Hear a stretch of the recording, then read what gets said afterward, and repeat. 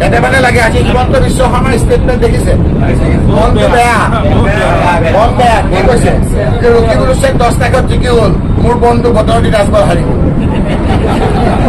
আজি তেওঁৰ পাৰ্টি জিকোতে ইমান তেওঁৰ ফূৰ্তি নহয় বদৰুদ্দিন ৰাজভৰ লগৰে হাৰোতে যিমানটো অলপ শক্তিশালী মানুহ হলে নহয় গতিকে এই সময়তে কৈ গৈছো যে ব্যৱসায় বাণিজ্য কৰিছে কৰি থাকক চৰকাৰখন তেওঁলোকক লাগে লাগক কিন্তু ৰাজনীতি কৰিব নালাগে ৰাজনীতি কৰি আমাৰ মানুহক যদি কৰবাত অসুবিধা কৰিছে কথাবিলাক বুজিলেতো দিল্লীত মই যোৱাই নাই গলেতো আৰু কেইদিনমানৰ পিছত কি হয় ঠিক নাই কেতিয়াবা আমাৰ যেতিয়া আহিব এইবিলাক কাগজ খুলি চাম কোনে কি সময়ত আমাৰ মানুহক অত্যাচাৰ কৰিছে তথা আমাৰ সন্মানীয় সাংসদ সাহেবক মূল্যবান বক্তব্য ৰাখিবলৈ মই অনুৰোধ জনাইছো ৰূপহী ব্লক কংগ্ৰেছৰ সভাপতি জলিল সাহেব মোৰ ভাতৃ মোৰ বন্ধু আপোনালোকৰ এই সমষ্টিৰ মাননীয় বিধায়ক মোৰ পৰিয়ালৰ সদস্য নুৰ হুদা সাহেব ব্লক কংগ্ৰেছৰ মুৰব্বীসকল মণ্ডল কংগ্ৰেছৰ সভাপতিসকল যুৱ কংগ্ৰেছ NSY মহিলা কংগ্ৰেছ সেৱা দলৰ সহকৰ্মী বন্ধুসকল বিভিন্ন মণ্ডলৰ পৰা অহা মোৰ কংগ্ৰেছৰ বন্ধুসকল সাংবাদিকসকল আৰু শ্ৰদ্ধাৰ সুধীবৃন্দ মই প্ৰথমে আপোনালোকক ধন্যবাদ জনাম কৃতজ্ঞতা জনাম শুক্ৰিয়া আদায় কৰিম যে আপোনালোকে উত্তৰ বিপৰীতে এগেইনষ্ট দ্য ৱেভ আপোনালোকে গৈ আপোনালোকৰ আশা সুদিয়া প্ৰচেষ্টাৰ ফলশ্ৰুতিত প্ৰদ্যুৎ বৰদলৈ ডাঙৰীয়াই এই নতুন সামগ্ৰী বিধানসভা সমষ্টিৰ পৰা 87,000 ভোটৰ ব্যৱধানত আপোনালোকে বিজয়ী কৰিছে মোৰ এটা অভ্যাস আছে যে কাউণ্টিঙৰ সময়ত মই দিনে ৰাতিয়ে থিয় হৈ থাকি নিজৰ কাউণ্টিং কৰাৰ পাছত মই মোৰ গুৱা ঘৰটোলৈ নাযাওঁ মই যাওঁ মোৰ আব্বাজানৰ কবৰলৈ জিয়াৰত কৰিবৰ কাৰণে আৰু বাহিৰে বাহিৰে আচল ঘৰ কংগ্ৰেছ অফিচলৈ যাওঁ 2001 চনত মই জিকি মই প্ৰথম কংগ্ৰেছ অফিচলৈ গৈছো তাৰ পিছতে মই নিজৰ ঘৰলৈ গৈছো 2006 চনতো মই এই পৰম্পৰা অক্ষুণ্ণ ৰাখিছো জিকাৰ পিছত যিমান কষ্ট নহওক কিয় প্ৰথম আচল ঘৰ য'ৰ পৰা আমি আজি এই অৱস্থালৈ আহিবলৈ সক্ষম হৈছো কংগ্ৰেছ অফিচলৈ গৈছো 2011 চনতো মই কংগ্ৰেছ অফিচ প্ৰথম গৈছো 2016তো মই কংগ্ৰেছ অফিচলৈ গৈছো 2021ত সকলো ফালে বিজেপিৰ হাৱা চকা সত্ত্বেও মোক সামগ্ৰী সদৰ সমষ্টিৰ পৰা বিজয়ী কৰাৰ পাছত মই প্ৰথম ৰাজীৱ ভৱন গুৱাহাটী নগাঁৱলৈ গৈছিলো এইবাৰো প্ৰথমবাৰ ধুবুৰীত চাৰ্টিফিকেট লোৱাৰ পিছতে মই প্ৰথম পদাৰ্পণ কৰিছো ধুবুৰী জিলা কংগ্ৰেছৰ অফিচত কাৰণ দলটোৰ প্ৰতি আনুগত্য হ'ব লাগিব কৰ্মীসকলৰ প্ৰতি আনুগত্য থাকিব লাগিব আৰু তাৰ পিছতে মোৰ এটা দায়িত্ব হ'ল যে মোৰ কংগ্ৰেছ কৰ্মীসকলে বিগত 3টা বছৰ 3টা মাহ আপোনালোকে ভোকে লগনে ৰোজা ৰাখি এবাৰত বন্দী কৰাৰ লগতে কংগ্ৰেছৰ কেম্পেইন কৰি আছে ৰ'দ দিছিল বৰষুণ দিছিল তাৰ পিছতো মোৰ যুৱ কংগ্ৰেছ মোৰ NSY মোৰ মহিলা কংগ্ৰেছ মোৰ সেৱা দল এই বয়সস্থ কংগ্ৰেছ কৰ্মীসকলে ইফতাৰ দিছে বিভিন্ন ক্ষেত্ৰত আপোনালোকে কষ্ট কৰিছে গতিকে আমাৰ এটা দায়িত্ব হ'ল যে প্ৰথম শুক্ৰিয়া আদায় কৰিব লাগিব সেই নিষ্ঠাবান কংগ্ৰেছ কৰ্মীসকল যিসকলৰ ফলশ্ৰুতিত কষ্টৰ ফলশ্ৰুতিত প্ৰদ্যুৎ বৰদলৈ ডাঙৰীয়াই বৃহৎ ব্যৱধানত বিজয়ী হ'ব সেইকাৰণে ধুবুৰী সমষ্টিত মই বিভিন্ন ঠাইত তেওঁলোকক দেখা দি পেলাই চিধা চিধি আহিলো কালি কংগ্ৰেছ অফিচত আজি ৰাতিপুৱা আহিলো তাৰপিছত বাজিয়াগাঁও ব্লক কংগ্ৰেছলৈ গলো তাৰপিছত লাভগাঁও ব্লক কংগ্ৰেছলৈ গৈ আমাৰ এই ৰূপহী সমষ্টিৰ ব্লক কংগ্ৰেছলৈ মই আহিছো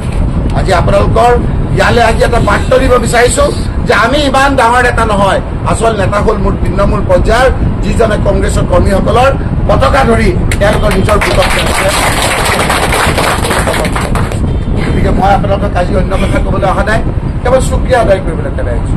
কেৱল ধন্যবাদ দিবৰ কাৰণে আহিছো যে কাৰণ আপোনালোকৰ কষ্টৰ বিনিময়ত আজি এগেইনষ্ট দ্য ৱেভ কৈ হিমন্ত বিশ্ব শৰ্মাক তেওঁলোকে হেৰি কৰি দিলে কাৰণ আমাৰ ইয়াত পুলিচ লগাই বিভিন্ন ভয়ভীতি দেখুৱাই বিভিন্ন বেপাৰীসকলক তেওঁলোকে হাত কৰিও ধনী লোকসকলে আজি আমাৰ লগত নাই দুখীয়া লোকসকল আজি আমাৰ লগত আছে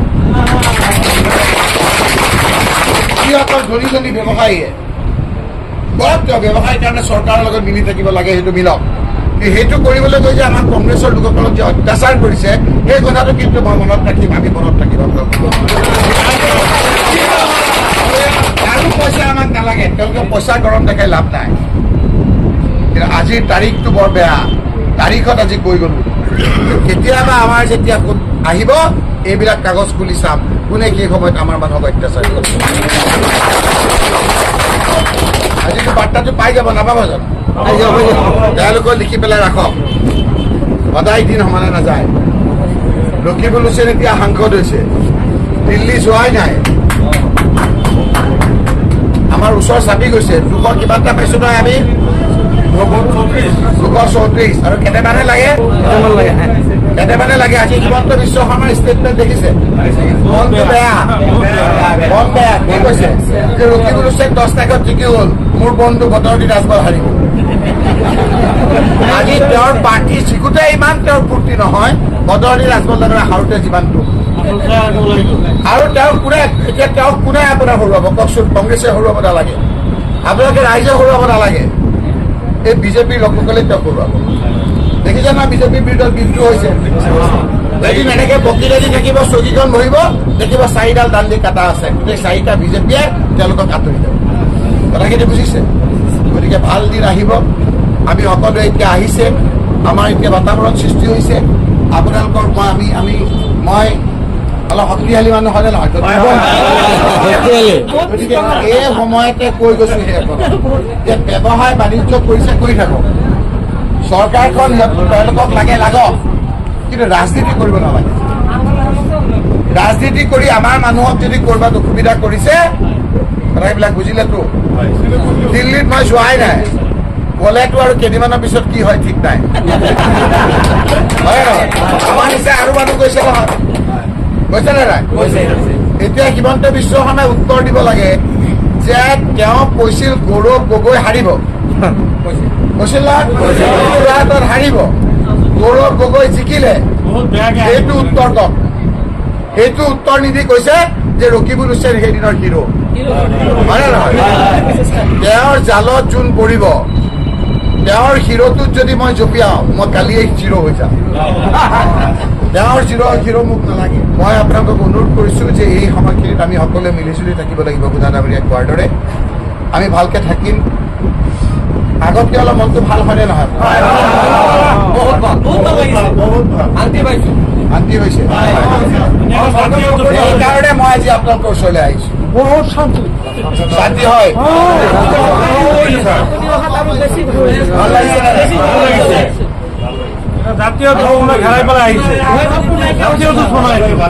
উগ্ৰ মিঠা উগ্ৰ তিতা দুইটা বাদ হৈছে এটা কথা কব তেওঁ শিকাই দিব কথা কব গোটেই বাতাবৰণ বিলাক সলনি হৈ যাব আমাক লাগে দুখীয়া মানুহৰ অত্যাচাৰ কৰা এই লোকসকলে আজিৰ তাৰিখত আজি পেট্ৰল ডিজেলৰ দাম বঢ়াই দিছে হয় নে নহয় ইমান বাহাদুৰি পেট্ৰল ডিজেলৰ দাম কমোৱা সেইটোৱে বাহাদুৰি আপোনালোকে যদি দুখীয়া মানুহে কোনোবা বেমাৰী লৈ যদি এতিয়া গুৱাহাটীলৈ নিছে টুল টেক্সত ইমান টকা দিম বুলি যদি ভাবি গৈছে এতিয়া আকৌ টুল টেক্স আজি ৰহাত বঢ়াই দিছে আকৌ আপোনাৰ যোৰাবাট আমাৰ সোণাপুৰত আপোনাৰ টুল টেক্স বঢ়াই দিছে লাইটৰ বিল এতিয়া যদি আপোনালোকে 200 টকা দিয়ে অহা মাহত আপোনালোকৰ 2000 টকা আহিব সৰু ল'ৰা ছোৱালীয়ে খোৱা গাখীৰৰ দাম বঢ়াই দিছে কেঞ্চাৰ বেমাৰীৰ দৰৱৰ দাম 3 গুণ কৰি দিছে এই কথাবিলাকৰ উত্তৰ নিদিয়ে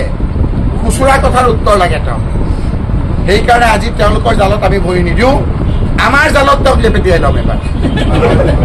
কথাখিনি বুজিছে ৰাইজৰ জালত পৰিব তেওঁ গতিকে আপোনালোকক মই দেখা দিব আহিলো দোৱা কৰিব আশীৰ্বাদ কৰিব আমি সকলো মিলিজুলি আমি শান্তিৰে থাকিম সকলো জাতি জনগোষ্ঠী মিলি শান্তিৰে থাকিম হ'বনে এইখিনিকে কৈ মই আপোনালোকক ধন্যবাদ জনাই পুনৰবাৰ ইমান কষ্ট কৰিলে তাৰ কাৰণে আপোনালোকক কৃতজ্ঞতা জনাই শুক্ৰিয়া জনাই আপোনালোকে যে অনুমতি দিয়ে তেতিয়া কালি এবাৰ দিল্লীৰ পৰা আহোঁ বুলি ভাবিছে যাবনে বাৰু